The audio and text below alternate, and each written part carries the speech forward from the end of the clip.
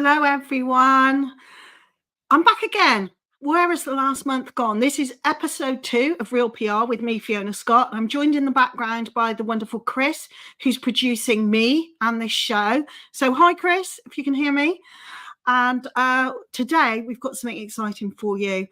Some of you will know who follow me that I went to Las Vegas last year for a tech conference, and there I met this wonderful man called John Boitnott, and we got on like a house on fire. I don't know if he can remember the first time he saw me, but I can remember the first time I saw him, but we'll have that discussion in a minute.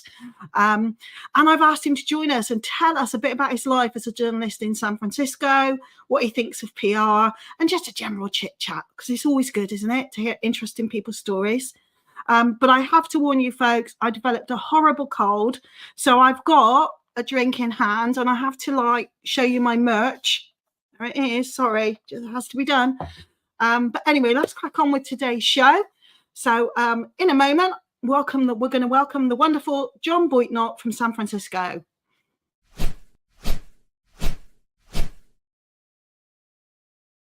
Hi, John. Hi,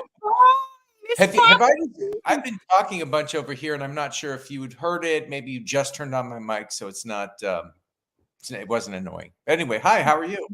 I'm really good. It's so lovely to see you. Now tell everybody, I'm in Swindon in the UK, the southwest of the UK. It's 3 o'clock in the afternoon. It's dull. It's rainy. Tell us what it's like where you are. The sun is just coming up over here, kind of in the San Francisco Bay Area in California. I'm looking out my window right now. That's why I'm staring off into that direction. And actually, it's like at that really nice stage of the morning. I don't know if you have this in England, because I know it's always raining and always dreary. But I'm kidding. But no, we're having that stage in the morning where it's kind of like there's like a faint amber glow as the morning mists get shaken off by the dawning of the brand new day. It's because it's only, it's barely wake up time over here in California. So yeah, it's beautiful out there. I can tell it's gonna be a nice day. Although we've had a lot of rain lately, but we're sort of in that middle of the winter stage where the weather isn't bad, but the weather's kind of nice, but it's cold. Yeah. So, what do you call cold though, John? Because over here, -6 is really cold. What's cold for you? So in California, what we call cold is really warm and beautiful to everyone else. This is why so many people have historically wanted to move to the state and be in the state, and why it has 40 million people in it currently. And even though and the population is more or less stable, slightly growing, even though people are like flying off to other states all over the United States and turning it into more of a Californiaizing. The Red Hot Chili Peppers called it Californication. Yeah. So we're spreading our Californianess to many other areas of to as far away as Georgia and Florida, but mostly to Idaho, Colorado, Utah, Nevada, and Arizona. I'm just saying American states. Same places, aren't you? Yeah. But the truth is those are all the states that are around California that we spread our Californianess to, which is a lot. I mean, and you take all those states, and there's still not as many people in all of those states as there are in California. The only states that have as much as California are like New York and Texas and perhaps Florida. Anyway. So yeah, but it's beautiful. It's absolutely beautiful. Although we're in the middle of winter. So yeah. Yeah, I just know loads of my listeners and watchers will be thinking, Oh, how I wish to be in John's state right now, especially as I'm looking out the window and it's starting to rain yet again. But The John, pop. can you remember when we were in Vegas, when you Mm. first saw me and you thought, I'll talk to her? Yeah, we were at that party. We were at that party with the free food, and which is really the only thing that makes it a party for me. But the thing about that party is that it was in one of the best clubs in Vegas, the one at Yeah. the Caesar Palace that's on like the roof of the building that's right in front of the strip with the cars going by. I know that doesn't sound particularly great, but the Caesar's Palace is located at the very center of the strip, because the strip goes for like 2, 3, 4 miles. I'm not sure how many miles, but it just goes. And Mhm. there's these massive hotels with glitzy lights everywhere and advertisements for Celine Dion, or now it's Adele, right? Because Celine Yeah. isn't singing anymore in Vegas, but now it's Adele who's doing that at the Caesars. And so, yeah, we're in the club right in the middle of the heart of all that. And so I see you sitting there, and I'm like, I'll go talk to her. I didn't really think about it too much. And then I talked to you, and like an hour later, we were still talking. So Yeah. with free food and free drinks and good looking people all around, and then a bunch of software journalism nerds in the middle of it. So yeah. Yeah. Yeah. I remember because I'd never been to Vegas before. So I was still sort of rabbit in the headlights, looking around, couldn't believe I got a gig where I was out looking at the strip. It probably cost somebody else a lot of money to be there. And we were given free food and free drink, weren't Yeah. we? I loved it. Yeah, I loved it. It was a good all the people who worked for the club at the Caesar's Palace are just like the best looking people. Like, I don't know where they only hire you if you're a pop star looking type person. But John, we fit right in. Oh yeah. I have no doubt. It was they didn't look at me like I was a grandpa or their uncle. No, no, we were there in our jeans. Yeah. But John, just share with everyone. I mean, tell us a bit like the type of stuff you write about and that you do at home that might be different to what I do here in the UK. Yeah, I mean, I write primarily what I'm most well known for is writing for Entrepreneur Magazine, entrepreneur.com, which is a big site, and it's responsible for half of anybody who's interested in talking to me about anything. But mainly what I write for Entrepreneur is stories about how to run, well, not even stories so much as advice and tips for how to run your business better. And that can be a lot of times it sort of bleeds into marketing and how to do content marketing better, or do your search engine optimization, SEO better, that kind of stuff. So it's really advice for budding entrepreneurs or young professionals or people who work at companies for how to do their job better, how to run their business better, basically, or how to get the word out about their company better. But also a lot of stories about leadership. I mean, the people at Entrepreneur want me to write about stuff that they know are going to be hot topics, and they do this with a lot of their writers. So they have me write stories about like Quitter's Day, which is like a story halfway through about a theoretical day halfway through January, or like on the second Friday or Saturday or Sunday, I forget now, of January, where people have quit their New Year's resolution. In America, I'm sure it's somewhat similar in England. In America, we have many people have New Year's resolutions. They don't even last several days because it's incredibly hard to form new habits. And so Quitter's Day is kind of like a deadline by which most people, like the vast majority of people, have stopped even trying to do their New Year's resolution at that point. So whether it's get in shape, whether it's wake up earlier, those types of things. And so that's a story that I wrote about that for Entrepreneur, and how to sort of get past that Quitter's Day. And so they have me write stories about that. So lifestyle stories, even, that are sort of related to business and startups and entrepreneurship. So yeah, those are the things I write. We have those kind of, I suppose we call them awareness days and awareness weeks and awareness months, and I use them a lot in the UK. There are tons. There's an awareness day for almost everything, isn't there, John? Quitters in the UK, yeah, it means people giving up. We tend to focus that on Blue Monday. There's something called Blue Monday, which I think will be similar, and they also relate it a lot to mental health, feeling down, flat time of year. Is that familiar? Yeah, no, totally. And I mean, Lord knows that many people in America are having issues around that.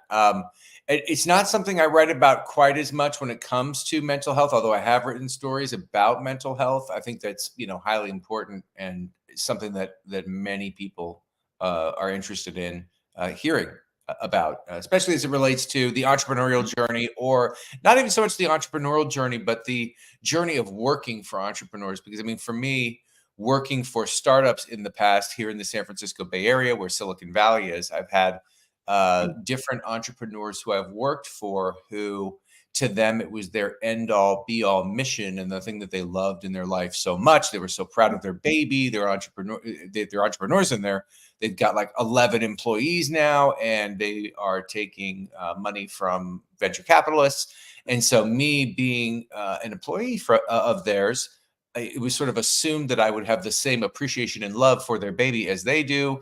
That can be kind of a depressing thing behind the scenes when you're working your butt off for people who've never had any, who don't know how, who may have worked at a company, but certainly don't have any HR training. And it's a startup, so there's only 11 employees. So there's nobody who's like helping with there might be one ops person, an operations person, but there's nobody who's really treating the employees. There's not knowledge on how to treat employees well yet. So that can be depressing and difficult, and you don't feel like you're having a great time working for a place like that. But the person can't seem to understand why anyone would not love their company the way that they do, because it's their baby. So anyway, yeah. So that's one type of sort of mental health issue that can come along. John, how did you get into writing about this stuff? Take us right back. Did you always want to be a journalist, or how did you fall into it, if you like? I fell into it. I have wanted to be a journalist a long time. That's a good question. I don't get asked that every day, which is great. I was a journalist in the 90s as a kid coming out of college.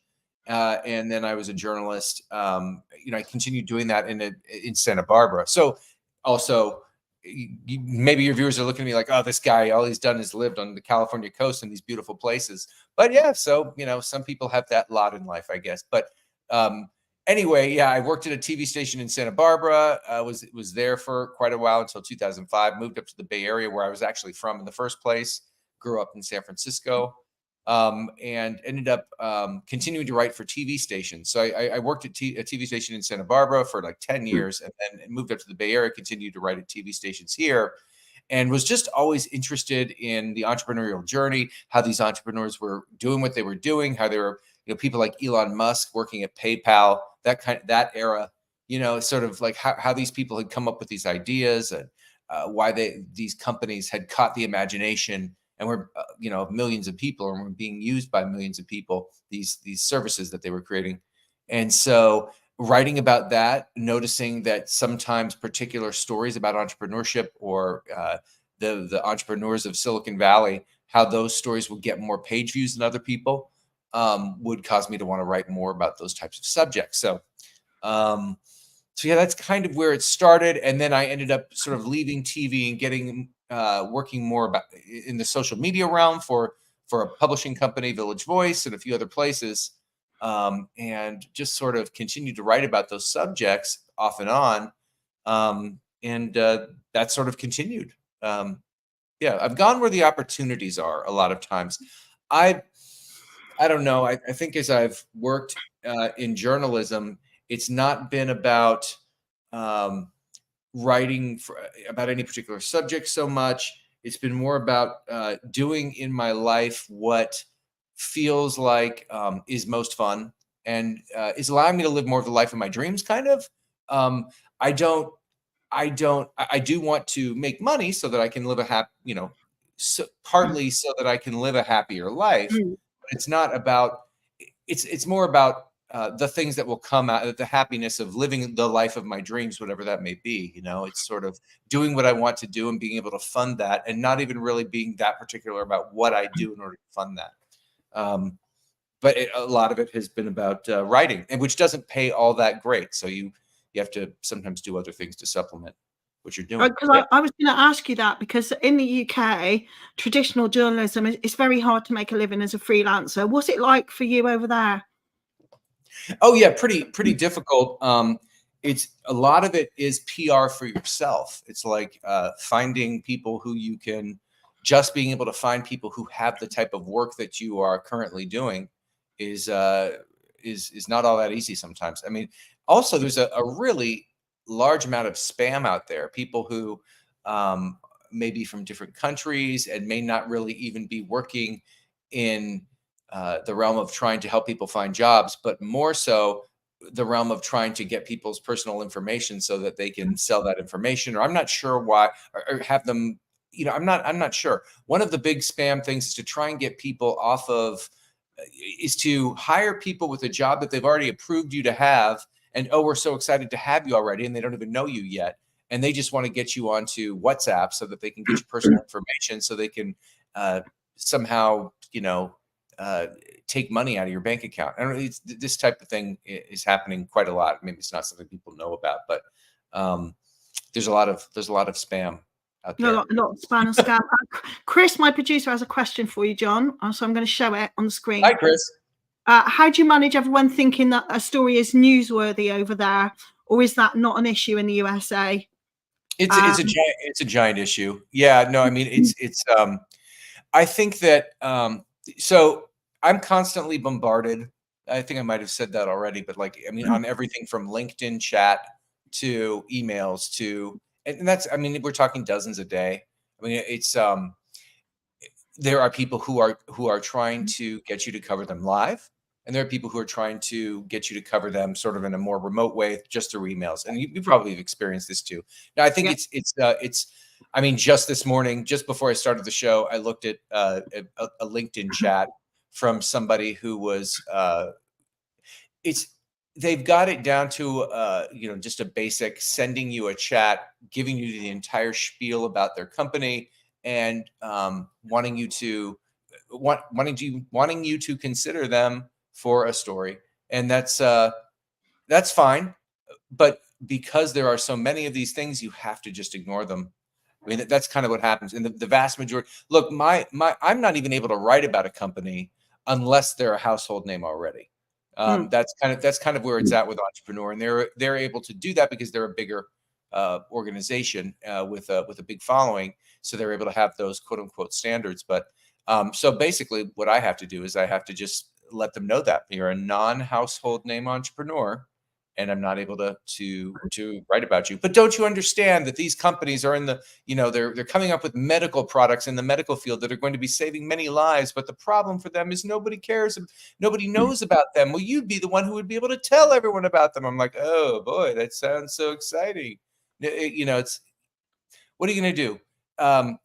Yeah, it's just something, it's part of the landscape. It's something you just have to face as a journalist. You're going to get people who might think that they don't even have the context to know whether or not their company is worth being written about. It's you do. Well, my favorite one was someone who wanted me to write a story about the fact that they changed their logo, and it changed from one shade of green to another shade of green, which was hilarious. That reminds me of one I got the other day where it was just a big, long, enthusiastic 2 or 3 paragraphs about how they hired a new VP of fill in the blank. I don't even, and it was just like, what, delete. I mean, what can you even do? I mean, it's I would say 95 to 98% of the things, the pitches that I get, I have to just delete or leave there because I feel bad about deleting them. I feel like I'm deleting them in real life, and it feels like I'm being a bad person. But no, it is what it is. God, what a frustrating thing. I mean, it's kind of a broken system. It leads you to understand why there are people who seek to be paid for, there are some services out there where they will charge you a certain amount of hundreds of dollars, in my case, for a story on site X, and they'll give you a list of like 100 sites. And you pick out the site that you want, we'll get you on that, because we've built up these relationships with journalists over this, that type of PR, Well, I've had a great one today from a PR point of view. I've got a couple of questions for you in a minute, John, but I've got a great one today, which you'll love. So magazine approaches client of mine they want to write about them. So we do that. We fill out all their questions. They send us an online link and they say, but what we really want you to do, this was not mentioned before, is to buy 20 copies of our magazine at £19 each, which is £380. I don't know what that'd be, $450 or something. And I just went back and said, that's really sneaky. Yeah. You know, that is sneaky. So it can happen the other way around. And that led to a whole debate about this woman going, well, how do you think I'm going to make money? And I said, by being ethical. But, you know, because it can work both ways. Someone just deciding they're going to set up a magazine, John, and making it up as they go. That's what that sounds like. Yeah, I mean, I think that the truth is that for all these things, there's no shortcut. The only way out of it is to kind of do what you're doing, which is to get to know people and perform a service for people that's valuable over a long period of time that actually delivers measurable results.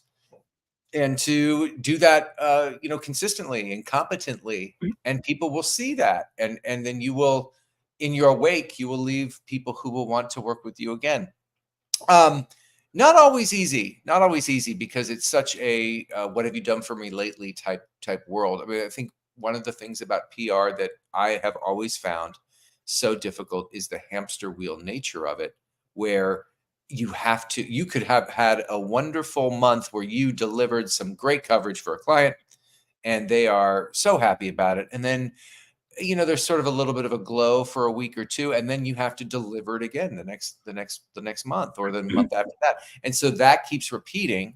And I think that what cutting the wheat from the chaff in terms of the people who can do these things, if you're able to sort of continue to replicate that over a long period of time, then you're somebody who can sort of survive in the PR world generally. And if you're not able to replicate that, if you have a difficult time with coming up with coverage consistently, then and sometimes it's the clients, it's an issue about the client, not even you, but still, if you're not able to do that, then maybe you're not cut out for PR as much. But yeah, PR is difficult that way. It's just sort of is a grind. You have to keep coming at it. I always think of it as lots of stories, just like a journalist would. The only difference for me is who pays the bill. And I always say to a business owner, put yourself in the shoes of someone like John or a news editor. They aren't going to write about the same thing over and over again. And if you want coverage in that thing over and over again, buy space. Otherwise, accept that John might write about you, if you fit, once a year. Yeah, I think that's a really good point. I mean, I think that when it comes to getting coverage, I mean, it's what was I going to say? This happens a lot in the morning. I don't drink coffee, so it's the mind's not quite as sharp. I forgot that. Yeah. You're on a half drive. I've got a question for you anyway, John. This is from my friend Andrew. Thanks for listening in, Andrew. There you are. Can you see it? How do you deal with stories or topics that you may decide to cover if you don't necessarily agree with the views being made? How do you manage the personal emotion around this? Yeah, I mean, for me, it's a little bit, that's a great question. I mean, for me, fortunately, I don't have to write about politics. I don't have to write about, I can have sort of a much more broad way of approaching a lot of the tone of these stories. I mean, for me, it really comes down to, is the story going to get, so number one, it's about business, right? It's about, sort of innovation in business a lot of times. And there isn't that much that's political about that. So it doesn't touch upon that side of things too much. So what you end up doing is you write about whether or not the idea is creating, really ultimately, when it comes to PR in the tech world, it's often about, is this company, is this new idea, is this entrepreneur, are they related to something that's really growing fast, right? And what are they doing to get things growing fast? So the point of my column is stories about companies and about trends and tips and tricks to help people get their company growing faster, doing better, having a better environment at the company, a better culture, selling more, et cetera. And so that ends up being more black and white and less kind of emotional in general. I think when it comes to creating an environment or a culture at a company that's happier, it's there are ways to do that, and sometimes that is can delve into the controversial in terms of the way that you run a company. I mean, some people don't like the fact that they would have to have people that they would have to worry about the happiness of their employees. Some people don't like that, and so sometimes you get a little bit of anger at more traditional people who don't like the idea of having to care about the feelings of the people that they work with. And so that's just sort of like, that's on them for being sort of emotionally stunted. But yeah, you just get those people in life. But yeah. Have you ever, John, at the top of your head, have you ever had to write a story about something that you had a personal aversion to, or write a story about something you're really passionate about that might not be around business? There have been stories about yes, there have been stories about say Elon Musk, who took over Twitter, and in order to get his viewpoint out there more. Now, don't get me wrong, when it comes to Elon Musk, I'm a fan of some of what he has done and is doing when it comes to wanting to go to Mars, when it comes to wanting to create more of a market for electric cars, et cetera, et cetera. But the way that he runs a business, the way that he interacts with his employees, the way he treats people is controversial, right? And so and some of the things he says in his tweets, et cetera, have been controversial and are. So having to write about his success. Look, there was a period of time where I wrote multiple Elon Musk sort of stories a year, and they were the sort of link bait type stories because, when you have, as a freelancer working for, say, Inc. magazine or Entrepreneur magazine, and they pay you very little, but they'll pay you more if it gets a lot of page views, there's been the tendency to want to write stories that can get you a lot of page views. And those Elon Musk stories, those types of things, these 7 things Elon Musk does before 10 a.m. that can, help you with your company, that type of link bait is something that I'll write because it can, get me paid more.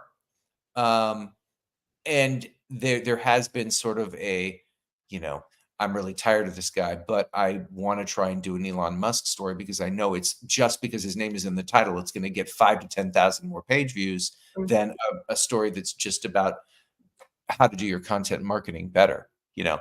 When you attach a celebrity to it, and that can be a controversial celebrity that has, a huge following, that there's a bunch of things going on there. But yeah, so the bottom line is, yes, I have written stories about sort of subject matter that's been controversial that maybe I have an aversion to. Yeah. Yeah. And how important is that? Because I think a lot of people don't understand that freelance journalists do sometimes have to make decisions about whether this will get more clicks online than that story. That's something that's just people are starting to realize that in the UK. But from what you're saying, that's been around for ages for you. It really has. We're in 2024 now. It's amazing how fast it's going by. And the first time when I realized that this was something that I could leverage in order to help my career was 2006, 2007. I started writing for the NBC station in San Francisco, in San Jose, California, which is actually like the 10th largest city in the United States. And the vast majority of people probably haven't even heard of, over in UK, have hardly heard of San Jose, but it's a city that's an hour south of San Francisco, and it's larger than San Francisco. Anyway, that's where the NBC station was. And I started writing there for their website. And it was very quick. It was very soon after starting to write for their website. I wrote for their newscasts, which went live in the evening and everything, like the traditional American newscasts, local American newscasts. And that's great. And I had done that since like 1995. But so I started writing for their website. And it was very quick when I learned that what they cared about more than anything else was page views. And it very quickly caught me onto the idea that what I want to do is write stories on the website and then share those stories with big aggregator sites like the Drudge Report or the Huffington Post, or social media sites like Dig at the time, which most people don't remember, but Reddit existed then and was smaller then, still had a big following. Share the story on Reddit, share the story on StumbleUpon. StumbleUpon is the name of the site, and a bunch of other sites. So that way I was able to get 5, 10, 15,000 page views for any story that I wrote that was interesting for a certain group of a demographic, basically. And so I was able to get paid more. I was able to get better jobs where I was leveraging this skill of news aggregation, and moved on from NBC and worked for a bunch of different publications like VentureBeat, the website, the news service, the publication that's about startups. One of them, like TechCrunch, that whole TechCrunch, Read Write Web was one of them at the time. I worked for most of them at one point or another, helping them with stories and getting more page views. But anyway, yeah. So that's something I realized back then, that it was really about just getting more page views so that more ads could be loaded, etc. For these companies. And then they needed that. They needed the hamster wheel of them needing that every month was, you really have to just sort of come to terms with the fact that whatever service that you provide, you're going to have to keep on providing it. And that's business. I've got another question for you, John. Yeah. This comes from my stepdaughter, Lauren, who's just joined me in the business. What advice would you give to aspiring journalists entering the field today? Come on then, John. Oh, man. I would say, in addition to journalism, be aware that you're going to have to, highlight your own brand. So learn how to sort of be a digital editor on YouTube and create your own channel for years and years and years. Do that so that it's a skill that you have going forward, because there will come a day, if you are going into journalism, you clearly have some sort of like lovely aspirations in the realm of helping people learn information about the world that is going to help them in their lives, perhaps. And that's a great thing about journalism. But as a journalist, know that you will lose your job someday. And you might lose it multiple times, and you're going to work at multiple places. Long gone are the days when you would work someplace for 30 years. And that's just not in the cards for you if you get into journalism. And know that you are going to be attracted to by the golden, beautiful vision of any other company that's sort of vaguely PR or journalism related, where you would have a job that is a more stable job. You're going to start to fetishize stability in your life. You're like, ooh, but that job has a 401k.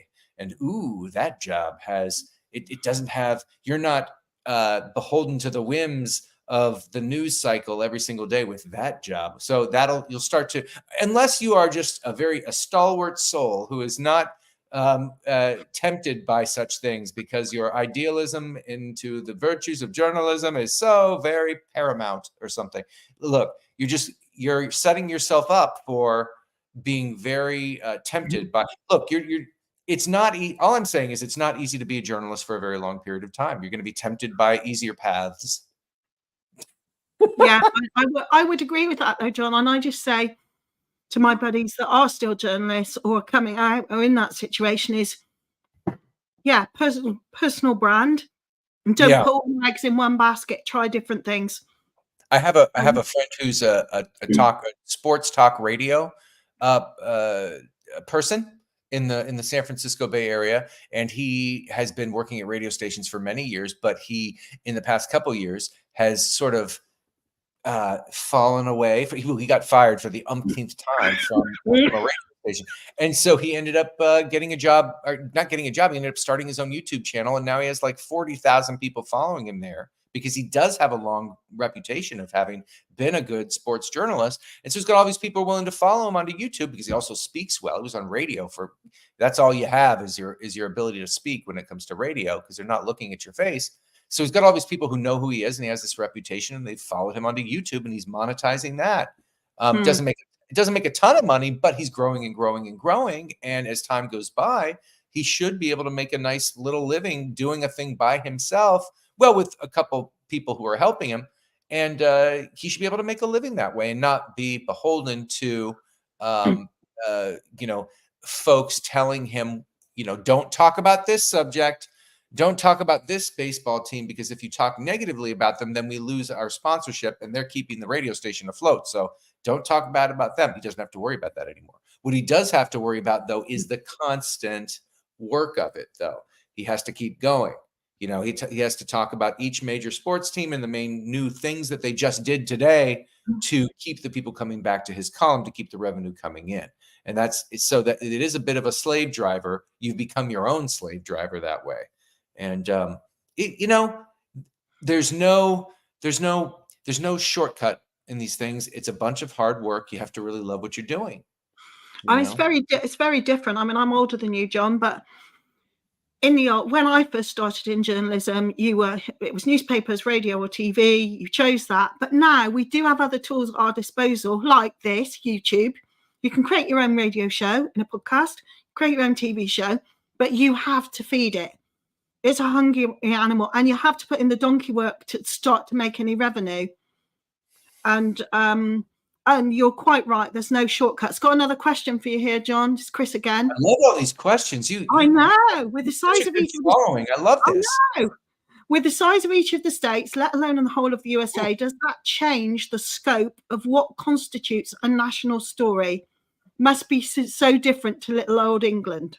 Yeah, I always in my mind, I always think about the story of Led Zeppelin, which is the British rock, which is a British rock group. But the truth is, they're four of them. They're all from two of them. I know.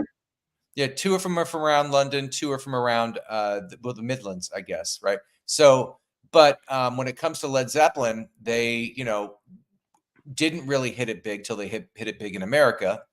In a couple of different places in America where they hit it big in like late 68, early 69 kind of a thing.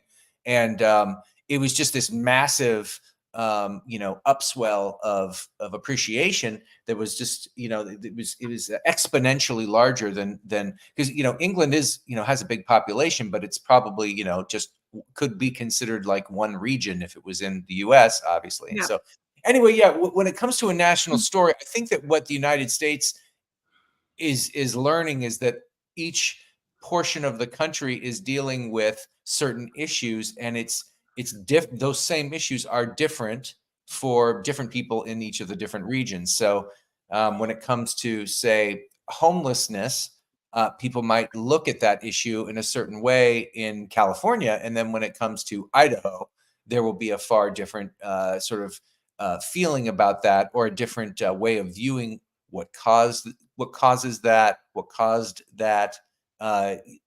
So there are different ways of looking at things in different regions in the U.S. and it varies. The way you cover that is to just ultimately, when it comes to covering that, it's just the facts, ma'am. Is the way I've always felt. You got to approach it. If there are things that are occurring, you report on the things that are occurring, and you say what those things are. And then you can, to some extent, show the different views of different people about those things. And maybe that might be controversial to others, but there's always going to be something, in this world where you have, people on Twitter and people on Threads and people on Snapchat and people on TikTok. You have all these different types of people who generally feel different ways about different things. And they're all interacting with each other. There's no way out of having some level of controversy. You just have to kind of embrace that and not stoke the flames or the fire of it too much, unless you're really trying to just get a bunch of page views for yourself. So, John, I'm going to put you on the spot here. If I throw some words at you that we in the UK are saying about the USA, at the moment, you don't have to answer. I'm just going to throw a word at you and you can say whatever you like. Okay, guess what my first word's going to be? Egotistical? No. No. It's the US? Trump. What is it? Oh, Trump. I mean, Trump has been able to do well because he's so interesting, even to the people who hate him. The people who hate him click on the stories about him, right? And so I think that, once Trump has finally, shuffled off the scene, which who knows when that would ever be, it's going to make things far less interesting. And there's nobody out there who can really pull off what he's doing. He's a unicorn. He's a one-of-a-kind guy. No Republican or Democrat really has his personality that sort of infectiously brings everyone to check out what he has to say. I mean, there's nothing else like him. And from that perspective, from the perspective of the news executive who desperately needs the page views, him leaving is going to be a very difficult thing to have to endure. So yeah, it's and it's interesting to see all the, like you had your Boris Johnson guy who is like a pale imitation of Trump, but Yes. maybe, but that's fine. And then Brazil has their Trump guy. And then there's, in order to get people to understand what type of leader a person is, the big doofus blowhard is the Trump guy. And like there's one in Mexico, and there's one in Brazil, and there's one in England. And Czechoslovakia has a Trump guy. You have to use like that as a way to categorize that. Yeah. Anyway, so it's there you go. It is what it is. It's the times we live in, and all we can do. Oh, don't worry, I'm going to move on. I got another one for you, which is making big news a lot in the UK. Taylor Swift. Taylor Swift. I mean, yeah, she's a special kind of what would have happened if Madonna and Whitney Houston were the same person in 1994. For those kids nowadays are like, who? Madonna's that old woman. Yeah, I get it. Yeah, she's 65 now. Time does pass, but yeah, like Taylor Swift is very special. She's not the first pop star to date a football player. She's not the first pop star to date a sports person.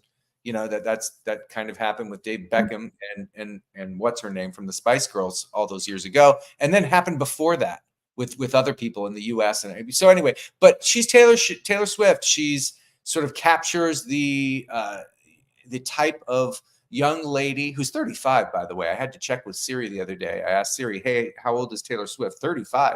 So she's fully a millennial. But yeah, she's a sort of captures the popular like zeitgeist of or conception of what you would want to be like if you're a young lady. And she's fantastic. She has good political views. She's dating a big, handsome, rugged football star. She's in Tokyo doing a concert right now. She's a billionaire. She's like she's like who you want to be in life. She's a perfect example of a human. I'm gonna think of another one now. Things that come up. Be interesting to see. Okay.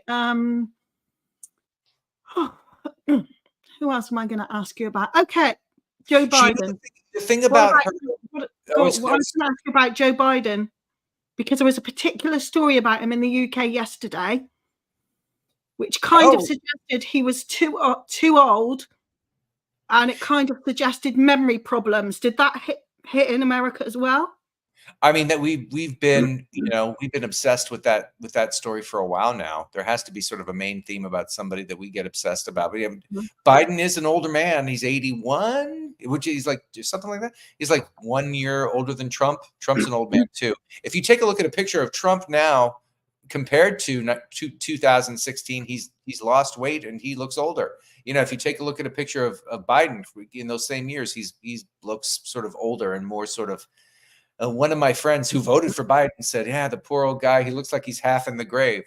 But the thing is to me, it's not really about Biden. It's about the people that he puts around him. It's which apparatus of people who are pulling all the levers that they put around them. It's not so much about, it's the administration, right? It's not so much about the guy at the center of it. I think he certainly informs and makes a ton of these decisions, but also he's pretty well known for being less dictatorial and more sort of delegating, as opposed to Trump, who's a little bit more dictatorial and everything has to run through him, and Biden's a little bit less so. I like the way he kind of runs things.